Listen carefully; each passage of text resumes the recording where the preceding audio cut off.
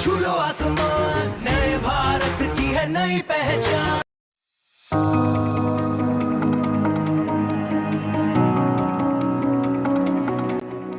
नमस्कार, मी अंजली तावस्कर. नमस्कार, मी उमा बितला. नमस्कार, मी जान्हवी कांबळे. आम्ही हा प्रोजेक्ट तयार केला आहे. या प्रोजेक्टचे नाव आहे biodegradable multilayer and seed embedded pot.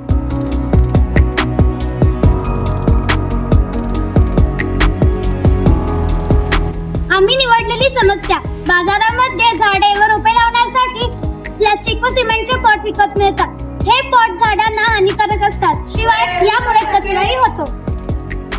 या समस्येवर उपाय म्हणून आम्ही या पॉटची निर्मिती केली आहे. हा पॉट पूर्णपणे पर्यावरण पूरक आहे. या पॉटचे नाव आहे biodegradable multilayer and seed embedded pot.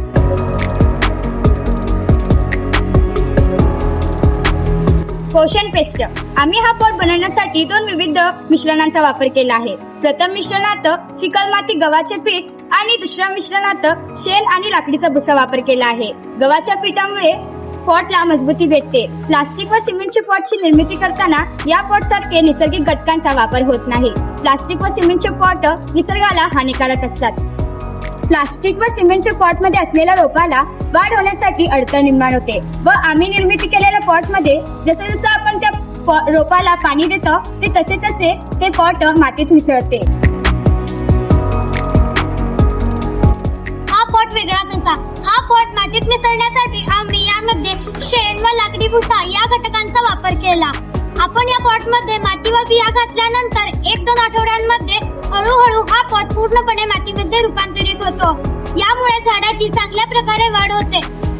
सिमेंटच्या पॉट मध्ये रोप वाढल्यानंतर झाड ओढून किंवा पॉट फोडून काढावे लागते, परंतु आम्ही तयार केलेल्या पॉट मध्ये रोप वाढल्यानंतर झाड ओढण्याची किंवा काढण्याची मुळीच गरज नसते.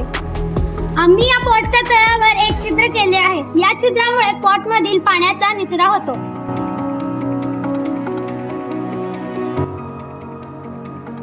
हा आहे आमचा कमी खर्चिक biodegradable multilayer and seed embedded pot.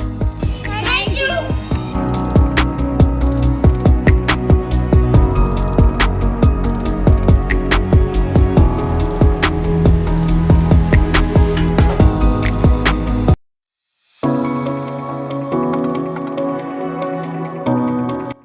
मी शीतल कुमार बसवराज पाटील.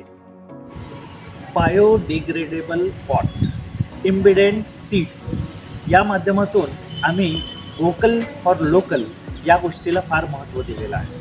या माध्यमातून आमच्या या मुलीनं तयार केलेला हा पॉट हा निश्चितच एक भावी काळामध्ये एक वेगळा असा संदेश समाजाला द्यायचा आहे, जेणेकरून रोप किंवा त्या रोपाला जो प्लास्टिक वापर केला जातो तो आम्हाला टाळायचा आहे आणि आमच्या या पॉटच्या माध्यमातून एक वेगळा संदेश हा समाजाला द्यायचा आहे. या पॉटचा आम्ही वेगवेगळ्या डिझाईनमध्ये कशा पद्धतीनं करता येईल हे देखील आम्ही पाहणार आहोत.